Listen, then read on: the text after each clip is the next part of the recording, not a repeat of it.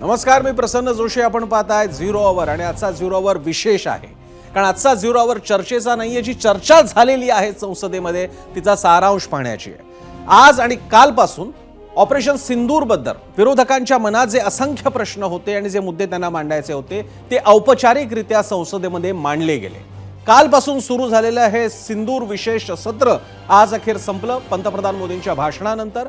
मात्र 2 दिवस चाललेले आणि त्यातही आज मोदींच्या जवळपास 1.5 तासाच्या या भाषणामध्ये आणि त्याच्या आधी राहुल गांधी, प्रियंका गांधी, समाजवादीचे यादव, अखिलेश यादव या सगळ्यांच्या भाषणांनी विविध प्रकारचे कंगोरे सुद्धा समोर आणले आणि त्याचप्रमाणे भारतीय लोकशाहीचं सौंदर्य सुद्धा दाखवून दिलं की इतक्या मोठ्या ऑपरेशन बद्दल सुद्धा प्रश्न विचारले जातात, उत्तरं दिली जातात आणि दोन्हीकडून एक सजग मोठी चर्चा घडवून आणली जाते जनतेसमोर सादर करण्यासाठी. या चर्चेमध्ये अनेक भाग होते, जसे घणाघाती हल्ले करण्यात आले.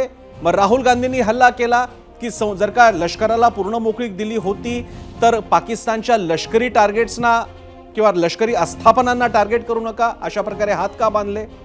प्रणिती शिंदे काँग्रेसच्या खासदार म्हणाल्या की या बाकी काही प्रकार नव्हे तर टेलिव्हिजनवरती, मीडियावरती भाजपचा किंवा सरकारचा तमाशा होता, ज्याची दखल पंतप्रधानांनी सुद्धा घेतली.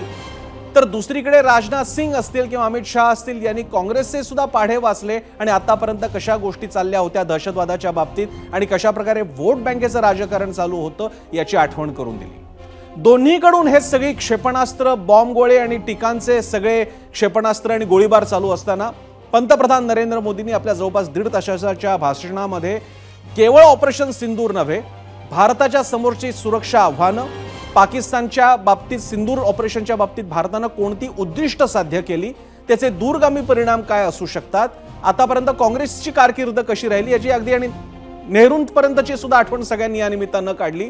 नेहरू असतील, काँग्रेसची अन्य सरकारं असतील, असा सगळ्याचा एक गोषवारा, एक सविस्तर चर्चा या निमित्तानं झाली आणि भारताच्या समोरच्या संरक्षण क्षेत्राच्या बाबतीतली असेल त्याची चर्चा ऑपरेशन सिंदूरच्या निमित्तानं झाली. आणि आता आपण या आपल्या खास एपिसोडमध्ये या सगळ्या सत्रामधली जी प्रमुख भाषणं, त्याचा जो प्रमुख सारांश आहे तो बघणार आहोत. पण त्यापूर्वी ज्या प्रश्नामुळे गदारोळ झाला आणि ज्याची दखल पंतप्रधान मोदींनी सुद्धा घेतली त्या प्रणिती शिंदेच्या मुद्द्यावरूनच आजचा प्रश्न आपण केलेला आहे. तो मी प्रेक्षकांसाठी आपण आणणार आहोत. नेहमीप्रमाणे त्यासाठी जाऊया स्क्रीनवरती आणि पाहूयात काय म्हणाल्यात प्रणिती शिंदे आणि त्या बाबतीत तुम्हाला काय वाटतं. ऑपरेशन सिंदूर सरकारनं केवळ मीडियासाठी केलेला तमाशा होता असं म्हणून काँग्रेस खासदार प्रणिती शिंदेंनी सैन्य दलांचा अपमान केलाय असं वाटतं का? होय किंवा नाही आपण उत्तर देऊ शकता. एबीपी माझाच्या एक्स, फेसबुक, इंस्टाग्राम आणि यूट्यूब हँडल्सवरती जाऊन तुम्ही या प्रश्नाला आपला कौल देऊ शकता. सगळ्यात कार्यक्रमाच्या शेवटी आपण याचा कौल सादर करू.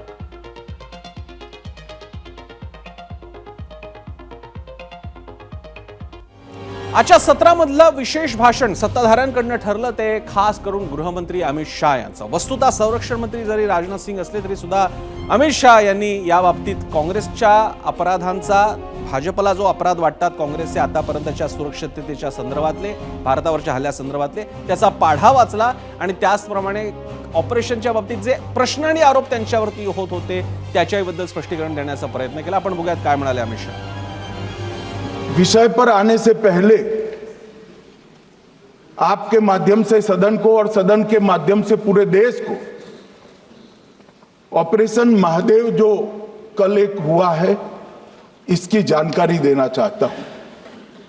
माननीय अध्यक्ष जी, कल ऑपरेशन महादेव में सुलेमान उर्फे फैजल जट, अफगान और जिब्रान 3 आतंकवादी सेना, सीआरपीएफ और जम्मू कश्मीर पुलिस के संयुक्त अभियान में ऑपरेशन महादेव में मारे गए. और माननीय अध्यक्ष जी, ये जो सुलेमान है ए श्रेणी का लश्कर तोयबा का कमांडर था. पहलगाम हमले में और गगनगिर आतंकी हमले में वो लिप्त था. इसके ढेर सारे सबूत हमारी एजेंसियों के पास है. अफगान ए श्रेणी का लश्कर तैयबा का आतंकवादी था और जिब्रान भी ए ग्रेड आतंकवादी था. और माननीय अध्यक्ष जी, मैं सदन को और सदन के माध्यम से पूरे देश को बताना चाहता हूं, जिन्होंने बेसरन घाटी में हमारे प्रवासियों को, नागरिकों को मारा था, ये तीनों आतंकवादी ये थे और तीनों मारे गए।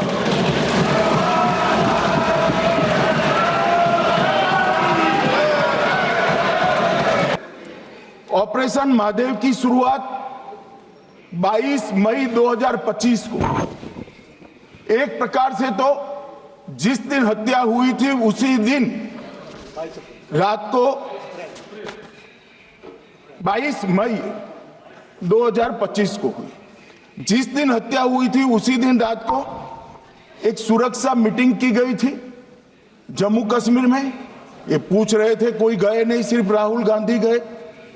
अब आपकी आंख कौन से चश्मे से देख रही है मुझे मालूम नहीं माननीय अध्यक्ष जी।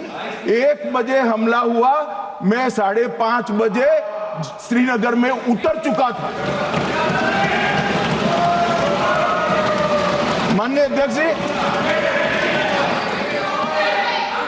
अरे सुनो सुनो, मैं बताता हूँ ना 22 में, सुनो ना प्लीज, धैर्य रखकर सुनो, हमने आपको नहीं टोका है, सुनना पड़ेगा भाई, ऐसे नहीं चलेगा। माननीय अध्यक्ष जी, नहीं पर बैठे बैठे मत बोलिए आप भी। माननीय अध्यक्ष जी, माननीय अध्यक्ष जी, 23 अप्रैल को बैठे टिप्पणी मत करिए।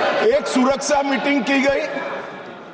सभी सुरक्षा बल, सेना, CRPF, BSF, Jammu Kashmir police, और सबसे पहले उसमें निर्णय किया गया कि जो नृशंस हत्यारे हैं वो देश छोड़कर पाकिस्तान भाग न पाए, इसकी हमने पुख्ता व्यवस्था की और भागने नहीं दी। 22 मई को आईबी के पास एक ह्यूमन इंटेल आई और एक क्षेत्र के अंदर, दाची गांव क्षेत्र के अंदर आतंकवादियों की उपस्थिति की सूचना मिली। आईबी और सेना द्वारा दाचीकाम क्षेत्र में अल्ट्रा सिग्नल कैप्चर करने के लिए जो इंस्ट्रूमेंट हमारी एजेंसियों ने बनाए हैं, इसके द्वारा इस सूचना को पुख्ता करने के लिए मई से 22 जुलाई तक लगातार प्रयास किए गए।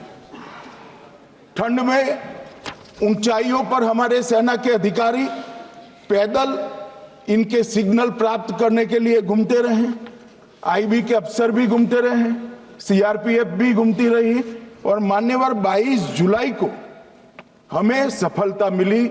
सेंसर्स के माध्यम से आतंकवादी होने की पुष्टि मिल गई।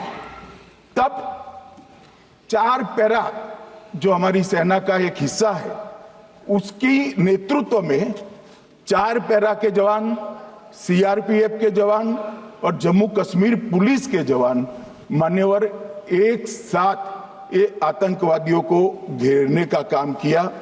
सेना, सीआरपीएफ, जम्मू कश्मीर पुलिस की मीटिंग भी की गई। जो 5 ह्यूमन एसेट्स थे उनको भी वहां भेजा गया, और कुल मिलाकर कल जो ऑपरेशन हुआ इसमें हमारे निर्दोष नागरिकों को मारने वाले तीनों आतंकी मौत के घाट उतार दिए। मगर मान्यवर मुझे एक बड़ा दुख हुआ। कल इस देश के पूर्व गृह मंत्री चिदंबरम जी ने सवाल उठाया कि क्या प्रूफ है कि ये आतंकवादी पाकिस्तान से आए, और मान्यवर कब उठाया? जब संसद में चर्चा होने वाली थी। क्या कहना चाहते हैं चिदंबरम साहब? किसको बचाना चाहते हैं? पाकिस्तान को बचाकर आपको क्या मिलेगा? वो ये कह रहे हैं कि और क्या है, मत जवाब दो।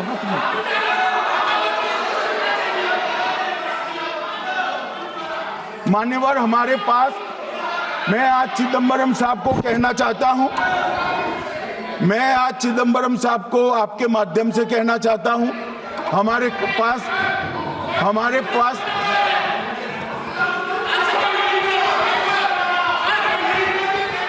मान्यवर हमारे पास प्रूफ है, वो भी मैं सदन के सामने रखना चाहता हूं। कि तीनों पाकिस्तानी थे। 3 में से 2 के पाकिस्तान के वोटर नंबर भी आज हमारे पास उपलब्ध है। मान्यवर, ये राइफलें हैं, ये राइफलें भी हमारे पास उपलब्ध है। इनके पास से जो चॉकलेटें मिली हैं, वो चॉकलेटें ढोक में से मिली, वो भी पाकिस्तान की बनाई हुई चॉकलेट है। मान्यवर, ये कहते हैं कि पाकिस्तानी नहीं थे, इसका मतलब पूरी दुनिया के सामने इस देश का एक पूर्व गृह मंत्री पाकिस्तान को क्लीन चिट दे रहा है। और मान्यवर, वो पाकिस्तानी आतंकवादी नहीं थे ऐसा बोलकर श्री चिदंबरम अगर पाकिस्तानी आतंकवादी नहीं थे तो पाकिस्तान पर हमला क्यों किया, वो भी सवाल खड़ा कर रहे हैं। मान्यवर, आज पूरी दुनिया ने हमारे संसद सदस्य गए थे, स्वीकारा था कि हमला पाकिस्तान ने किया है। और इस देश का गृह मंत्री जो कांग्रेस पार्टी से आता है, वो कहता है कि क्या सबूत है। अरे मुझसे मांगते, मैं दे देता। टीवी से मांगते हैं, पूरी दुनिया के सामने उजागर करते हैं, सब सुबह खड़ा करते हैं। पाकिस्तान को बचाने का इनका ये षड्यंत्र आज 130 करोड़ लोग जान रहे हैं। बच नहीं पाओगे आप लोग, बच नहीं पाओगे। मान्यवर, इसके बाद में कल गोगाई जी कहते थे मोदी जी 24 को पहलगाम जाने की जगह बिहार गए। सुनो यार। मान्यवर, मोदी जी जब ये पहलगाम घटना हुई यहां नहीं थे, विदेश में थे। आने के बाद तुरंत सीसीएस बैठक की और मोदी जी जिस दिन बिहार गए उस दिन पहलगाम में कुछ नहीं, कोई नहीं था, सिर्फ राहुल गांधी थे। सारे लोग चले गए थे, सारे लोग वहां से अपने अपने ठिकाने पर चले गए थे। मगर इन्होंने एक बात कही, उस पर मेरी आपत्ति है। मान्यवर, उन्होंने कहा 24 अप्रैल को चुनावी भाषण किया। मान्यवर, देश का नेतृत्व करने वाले देश के प्रधानमंत्री की फर्ज होती है कि देश की संप्रभुता पर, देश के नागरिकों पर अगर ऐसा जघन्य हमला होता है तो जनता की भावनाओं के अनुरूप जवाब देना चाहिए। मान्यवर, मैं आज आपकी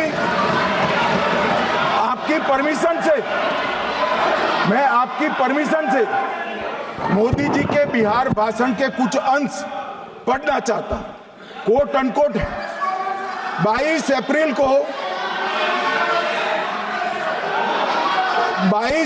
को पहलगाम का यह हमला केवल निहत्थे पर्यटकों पर नहीं बल्कि पूरे भारत की आत्मा पर एक दुस्साहसपूर्ण प्रहार है। आतंकवाद के प्रति दृढ़ और कड़ा रुख, आतंकियों और इसके हमले की साजिश रखने वालों की कल्पना से भी बढ़कर उनको सजा दी जाए। मान्यवर, महत्वपूर्ण है आतंकियों और इसकी साजिश रचने वाले दोनों को। आतंकियों की बची खुची जमीन भी मिट्टी में मिलाने का समय आ गया है। 140 करोड़ भारतीय इस बात के लिए एकजुट है कि आतंक के आकाओं की कमर तोड़ दी जाएगी। भारत हरेक आतंकवादी और उनके समर्थकों की पहचान करेगा, उनका पता लगाएगा और उन्हें दंडित करेगा। आतंकवाद कभी भी भारत की आत्मा नहीं तोड़ पाएगा। न्याय सुनिश्चित करने का मैं हर संभव प्रयास करूंगा। अनकोट। अब इसमें किसी को चुनावी भाषण दिखाई पड़ता है तो उसकी समझ शक्ति पर बहुत सारे सवालिया निशान लग जाते हैं। ये चुनावी भाषण नहीं है, आतंकवाद के खिलाफ लड़ने का 140 करोड़ भारतीयों का प्रतिघोष है जो मोदी जी ने वहां दिया। इनको चुनावी भाषण दिखाई पड़ता है। जैसे चश्मे होते हैं ऐसी ही दृष्टि होती है। मान्यवर, सर्जिकल स्ट्राइक और एयर स्ट्राइक में हमने पाक ऑक्यूपाई कश्मीर में ही हमला किया। एक प्रकार से भारत के हिस्से पर ही हमला किया। पाक ऑक्यूपाई कश्मीर हमारा ही है, तो हमने तो हमारे हिस्से में हमला किया। मगर इस बार 100 किलोमीटर अंदर घुसकर पाकिस्तान की भूमि पर आतंकवादियों को तबाह करने का काम। और मान्यवर, ये आतंकी के ठिकानों पर हमला हुआ, इसमें मारा कौन गया? हाफिज मोहम्मद जमील जैसे मोहम्मद के प्रमुख मौलाना मसूद अजहर के बहनोई, मुदस्सर खादियान मरकज तैयबा मुरीद का प्रमुख, याकूब मलिक जेएम पदाधिकारी, मोहम्मद हमसा जमील जेएम ऑपरेटिव, मोहम्मद यूसुफ अजहर गंभीर रूप से घायल था फिर मारा गया, जैसे मोहम्मद का आमिर, मोहम्मद हसन खान गंभीर रूप से घायल था फिर मारा गया, जेएम ऑपरेटिव मोहम्मद हसन गंभीर रूप से घायल हुआ, अब्दुल मलिक, खालिद अबू अक्स और नोएम मलिक, इनका कोई पता ठिकाना नहीं। और मान्यवर, ये पूछते थे मुझे कल कि पहलगांव के दोषी कहां गए, वो पहलगांव के दोषी कहां गए?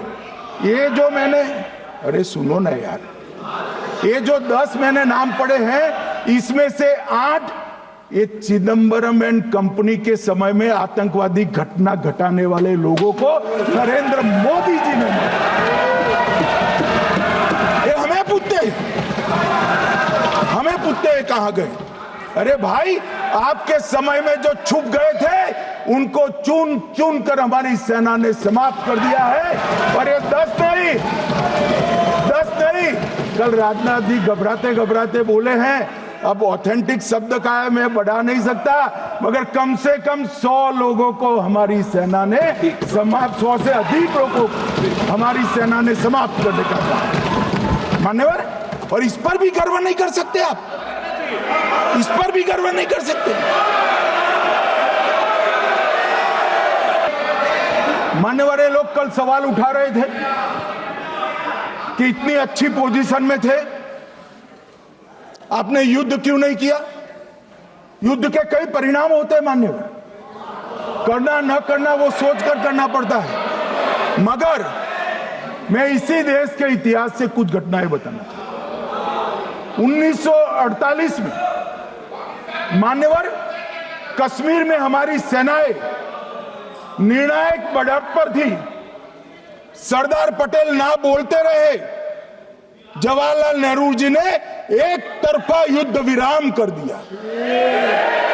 और मान्यवर, मैं बड़ी जिम्मेदारी के साथ कहता हूं, मैं इतिहास का विद्यार्थी हूं, पाक ऑक्यूपाई कश्मीर का अगर अस्तित्व है तो जवाहरलाल नेहरू जी की ये युद्ध विराम के कारण है। इसका जिम्मेदार जवाहरलाल नेहरू है।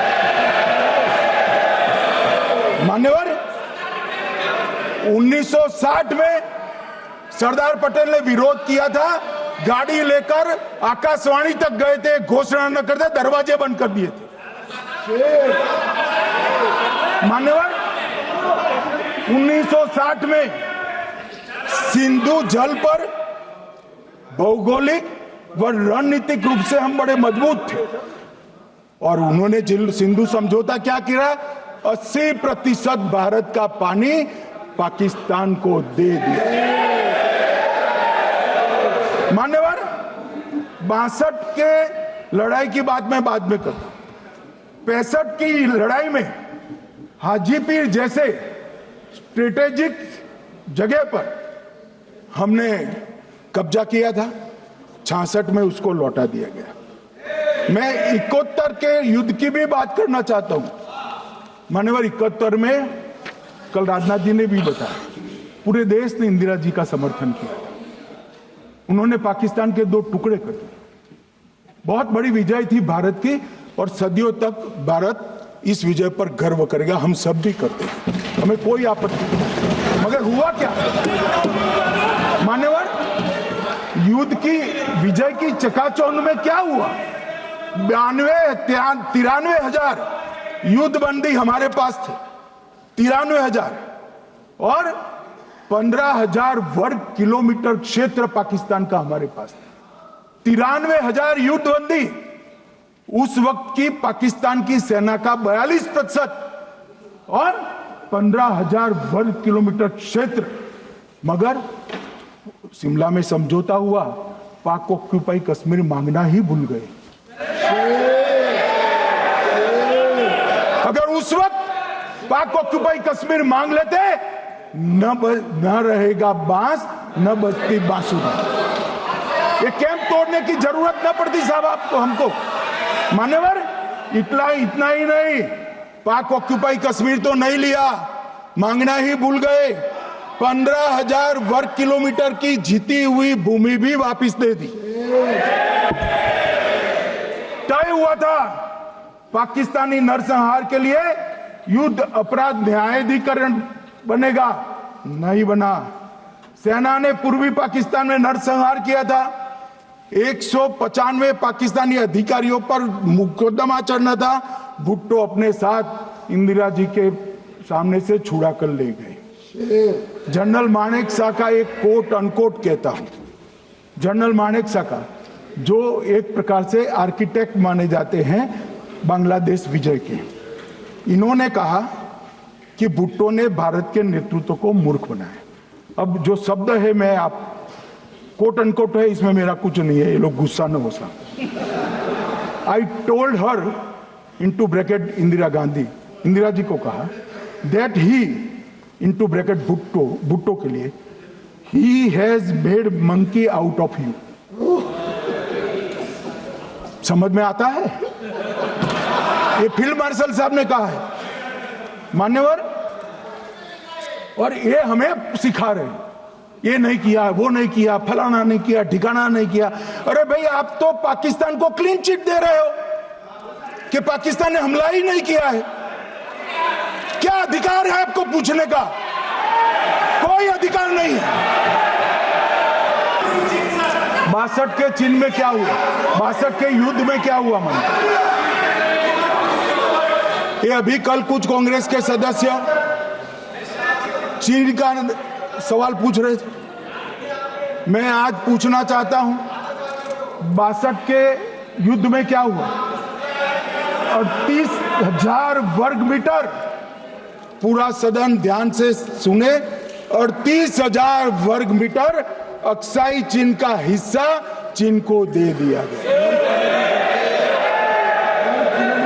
और वर्ग किलोमीटर ही बोला, वर्ग किलोमीटर। और मान्यवर, ऐसी ही चर्चा उस वक्त सदन में हुई। मैं तो बड़ी गंभीरता से जवाब दे रहा हूं, मुझे बोलने नहीं देते। जवाहरलाल नेहरू जी ने क्या कहा?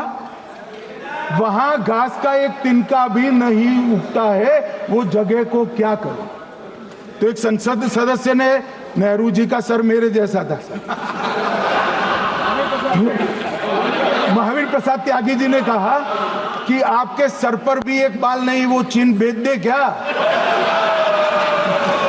मान्यवर इस तरह से जवाब देते थे, मान्यवर। और मैं सलमान खुर्शीद जी को भी याद करना चाहता हूं। एक बार मैंने बड़े सवेरे में नाश्ता करता था, टीवी पर उनको रोते हुए देखा। मुझे लगा क्या हुआ, कोई बड़ी घटना हो गई। तो रोते रोते वो श्रीमती सोनिया गांधी के घर से बाहर आ गए कि बाटला हाउस की घटना देखकर सोनिया जी फूट फूट कर रो पड़ी। अरे रोना था तो शहीद मोहन शर्मा के लिए रोते, बाटला हाउस के आतंकवादियों के लिए रोना आता है। और मान्यवर, हमें पूछते हैं कि आपने क्या किया? कोई अधिकार नहीं है पूछने का, कोई अधिकार नहीं है। मान्यवर, selected words of Jawaharlal Nehru series volume 29 पृष्ठ 231 पर से एक जवाहरलाल नेहरू जी के पत्र को कोट करना चाहता हूं। अनौपचारिक रूप से संयुक्त राज्य अमेरिका ने यह सुझाव दिया कि चीन को संयुक्त राष्ट्र में तो ले लिया जाए, मगर सुरक्षा परिषद को नहीं। सुरक्षा परिषद में भारत को लेना चाहिए, यह अमेरिका का प्रस्ताव था। नेहरू जी ने कहा, हम इसे स्वीकार नहीं करते क्योंकि इससे चीन के साथ हमारे संबंध खराब होंगे और चीन जैसे महान देश को बुरा लगेगा। मान्यवर, आज चीन सुरक्षा परिषद में है और भारत बाहर है। मोदी जी प्रयास करें अंदर ले जाने का, इसका कारण जवाहरलाल नेहरू का ये स्टैंड है।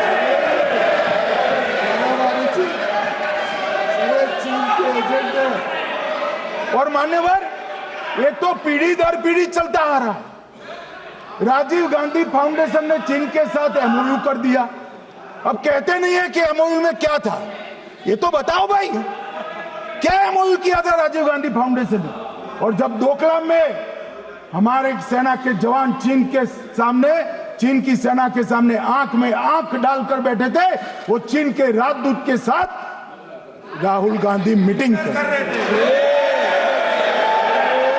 ये मान्यवर, ऐसा नहीं है। जवाहरलाल नेहरू, सोनिया गांधी, राहुल गांधी, तीन पीढ़ी तक के चीन का प्रेम उतरता जा रहा है।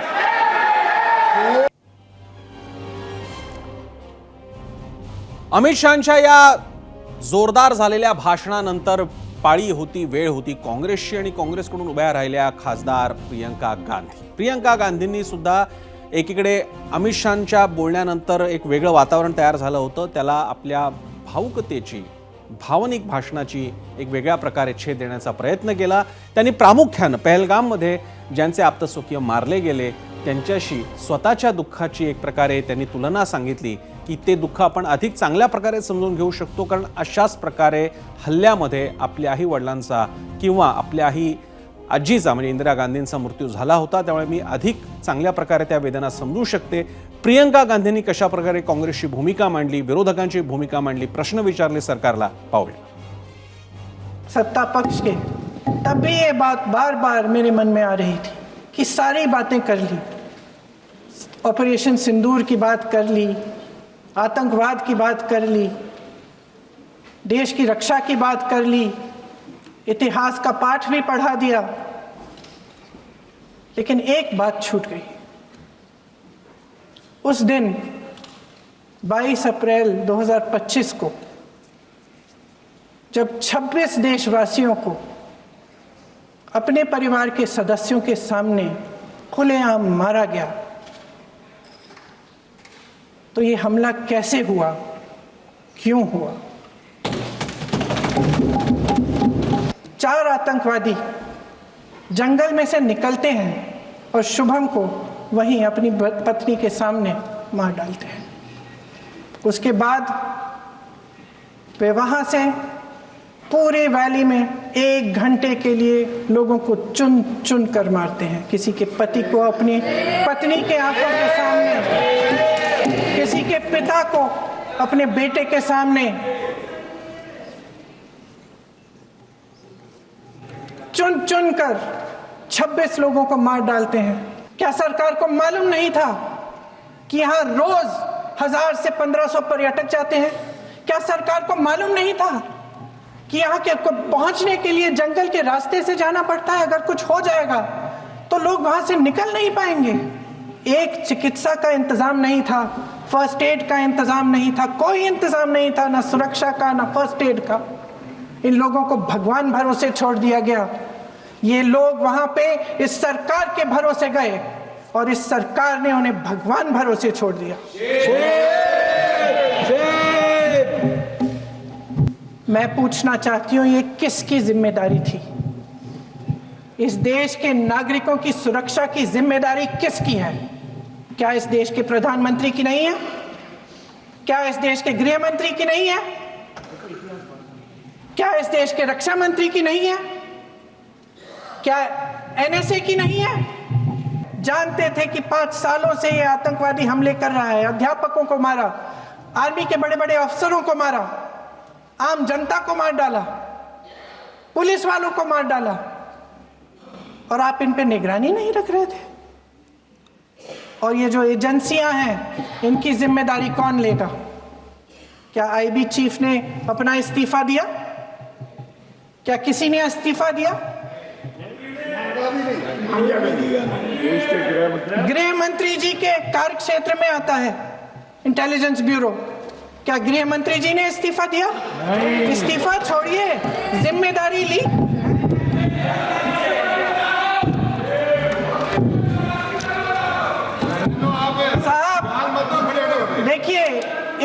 की बात आप करिए, मैं वर्तमान की बात करना चाहती हूँ। आपको तो एक बहाना चाहिए, आपको तो एक बहाना चाहिए। पूरे परिवार का नाम गिनवा देते हैं। अरे अपनी जिम्मेदारी खुद लीजिए। 11 सालों के लिए तो सत्ता में आप हैं।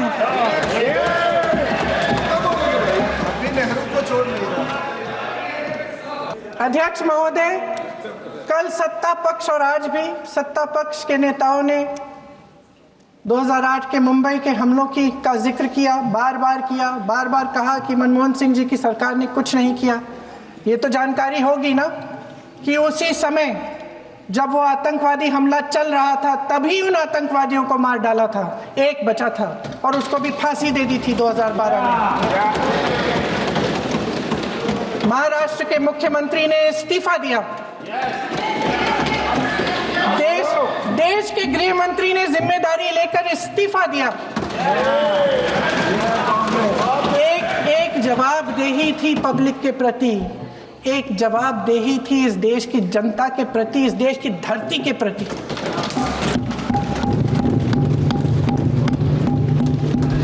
राजनाथ जी तो पुलवामा, उरी और पठानकोट के समय गृह मंत्री रहे थे। आज वे रक्षा मंत्री हैं और हमारे गृह मंत्री महोदय श्री अमित शाह जी के नाक के नीचे पूरा मणिपुर जल गया।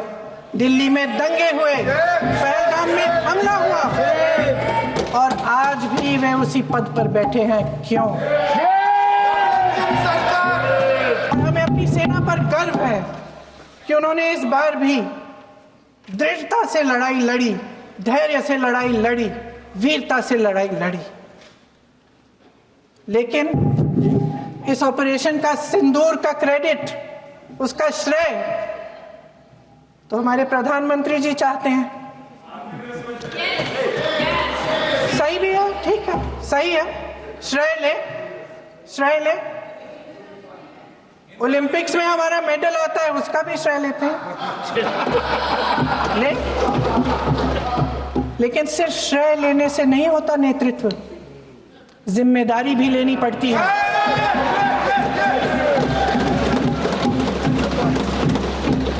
ये हमारे प्रधानमंत्री महोदय की गैर जिम्मेदारी का सबसे बड़ा प्रतीक है। आज गृह मंत्री जी ने इस बात पर उल्लेख किया।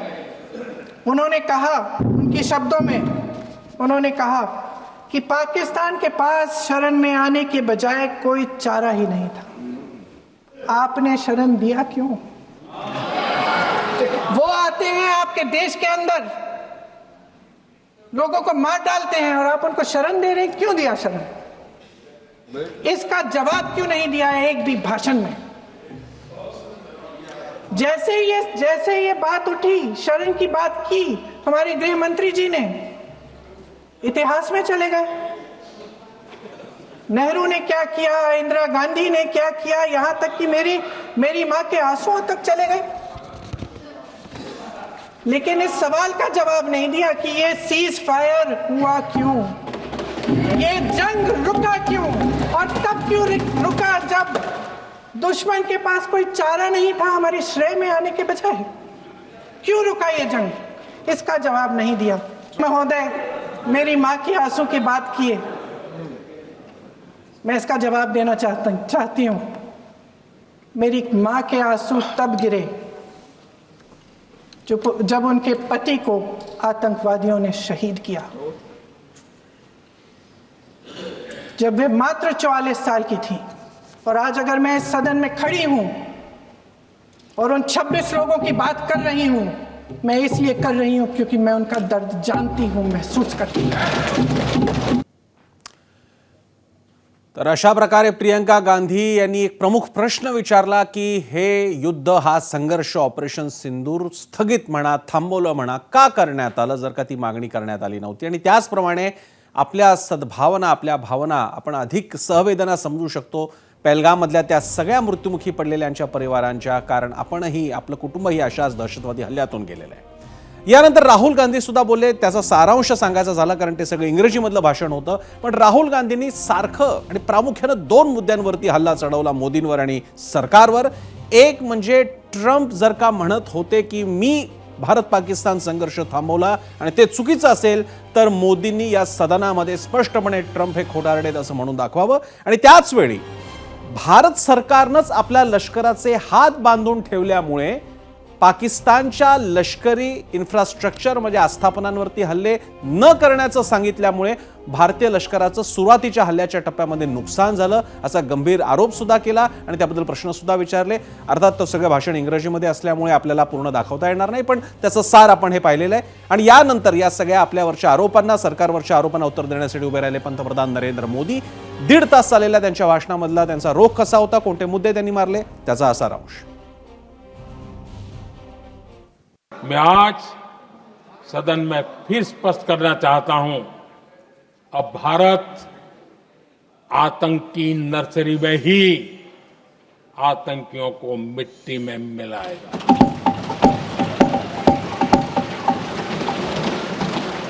हम पाकिस्तान को भारत के भविष्य खेलने नहीं देंगे और इसलिए ऑपरेशन सिंदूर खत्म नहीं हुआ है, ऑपरेशन सिंदूर जारी है. और ये पाकिस्तान के लिए भी नोटिस है. वो जब तक भारत के खिलाफ आतंक का रास्ता रोकेगा नहीं, तब तक भारत एक्शन लेता रहे. करो चर्चा और इतनी करो चर्चा और इतनी करो कि दुश्मन दहशत से दहल उठे. दुश्मन दहशत से दहल उठे. रहे ध्यान बस इतना ही, रहे ध्यान बस इतना ही, मान सिंदूर और सेना का प्रश्नों में भी अटल रहे. हमला मां भारती पर हुआ अगर, तो प्रचंड प्रहार करना होगा. दुश्मन जहां भी बैठा हो, हमें भारत के लिए ही जीना होगा. विदेश मंत्री जवाब दे, इंटरव्यू दे, बार बार बोले, उसको स्वीकारना नहीं. गृह मंत्री बोले, रक्षा मंत्री बोले, किसी पर भरोसा नहीं. जिसने इतने सालों तक राज किया, उनको देश की व्यवस्थाओं पर अगर भरोसा नहीं है, तब शक उठता है कि क्या हालत हो गई है इनकी. आदरणीय अध्यक्ष जी, अब कांग्रेस का भरोसा पाकिस्तान के रिमोट कंट्रोल से बनता है और बदलता है. नेहरू जी ने इस ट्रीटी करी और क्या किया, ये जो पानी था, जो नदियां थी, जो भारत से निकल रही थी, उन्होंने 80% पानी पाकिस्तान को देने के लिए वो राजी हो गए. और इतना बड़ा हिंदुस्तान, उसको सिर्फ 20% पानी. कोई मुझे समझाए भाई, ये कौन सी बुद्धिमानी थी, कौन सा देश हित था, कौन सी डिप्लोमेसी थी, क्या हालत करके बना के रखा था आप लोगों ने. भारत के हितों को गिरवी रख देना, ये कांग्रेस की पार्टी की पुरानी आदत है. इसका सबसे बड़ा उदाहरण सिंधु जल समझौता है. सिंधु जल समझौता किसने किया? नेहरू जी ने किया.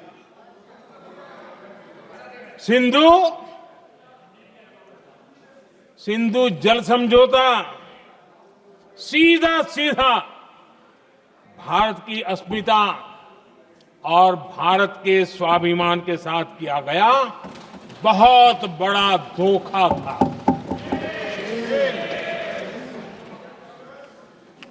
आदरणीय अध्यक्ष जी, आज के देश के युवा ये बात सुनते होंगे तो उनको भी आश्चर्य होगा कि ऐसे लोग थे हमारे देश का काम करते थे। 26/11 की इतनी बड़ी घटना के बाद भी एक भी डिप्लोमेट को भारत से बाहर निकालने की हिम्मत नहीं की। छोड़ो इसे, एक वीजा तक कैंसिल नहीं किया, एक वीजा तक कैंसिल नहीं किया। एक तरफ देश मुंबई के हमले का ये न्याय मांग रहा था, दूसरी तरफ कांग्रेस पाकिस्तान के साथ व्यापार करने में लगी थी। पाकिस्तानी सेना को अंदाजा लग चुका था कि भारत कोई बड़ी कार्रवाई करेगा। उनके तरफ से न्यूक्लियर की धमकियों के भी बयान आना शुरू हो चुके थे। भारत ने 6 मई रात और 7 मई सुबह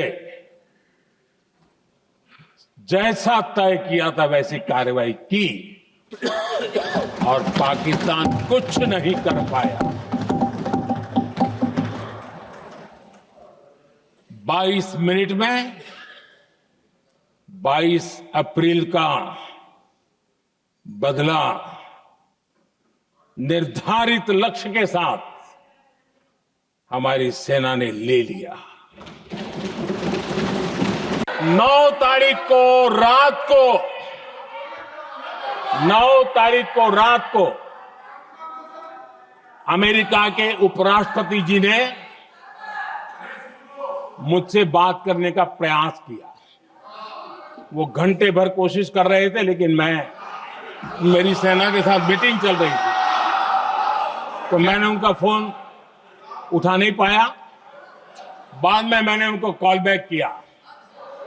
मैंने कहा कि आपका फोन था, 3-4 बार आपका फोन आ गया, क्या है?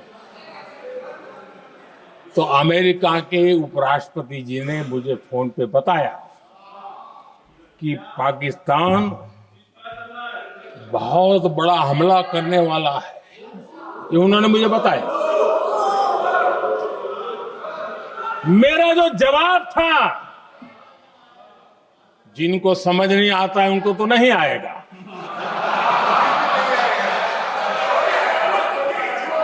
मेरा जवाब था अगर पाकिस्तान का ये इरादा है तो उसे बहुत महंगा पड़ेगा। ये मैंने अमेरिका के उपराष्ट्रपति को कहा। दुनिया में इसकी चर्चा है। हमारे एयर डिफेंस सिस्टम ने पाकिस्तान की मिसाइल और ड्रोन्स उसको तिनके की तरफ बिखेर दिया था।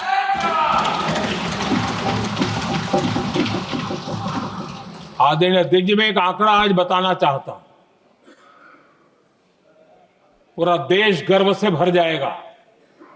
कुछ लोगों का क्या होगा मैं नहीं जानता, पूरा देश गर्व से भर जाएगा। 9 मई को पाकिस्तान ने करीब 1000 मिसाइलों और आर्म्ड ड्रोन्स के भारत पर बहुत बड़ा हमला करने की कोशिश की। 1000 ये मिसाइलें भारत के किसी भी हिस्से पर गिरती तो वहां भयंकर तबाही मचती, लेकिन 1000 मिसाइल्स और ड्रोन्स को भारत ने आसमान में ही चूर चूर कर दिया।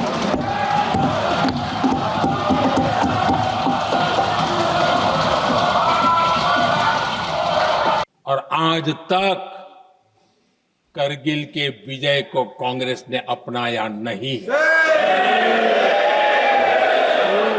न करगिल विजय दिवस मनाया है, न करगिल विजय का गौरव किया। इतिहास साक्षी है, देखिए जब डोकलाम में सैन्य हमारा शौर्य दिखा रहा था, तब कांग्रेस के नेता चुपके चुपके किससे ब्रीफिंग लेते थे वो सारी दुनिया अब जान गई।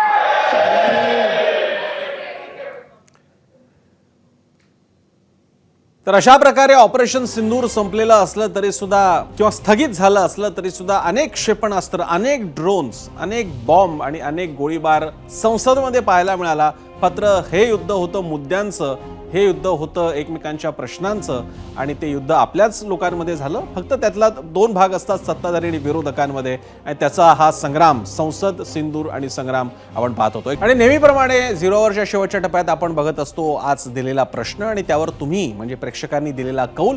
पाहूयात आजचा प्रश्न आणि त्याला कसा प्रतिसाद दिलाय तुम्ही। झिरो अवरचा प्रश्न होता, ऑपरेशन सिंदूर सरकारनं केवळ मीडियासाठी केलेला तमाशा होता असं म्हणून काँग्रेस खासदार प्रणिती शिंदेंनी सैन्य दलांचा अपमान केलाय असं वाटतं का? 37,000 प्रतिक्रिया किंवा मतं आली, त्यापैकी 82% लोक म्हणतात की होय हा अपमान आहे, 18% मात्र याशी सहमत नाही। आणि यासोबतच झिरो अवरच्या या आजच्या खास कार्यक्रमामध्ये आपण इथेच थांबतोय। एबीपी माझा, उघडा डोळे बघा नीट।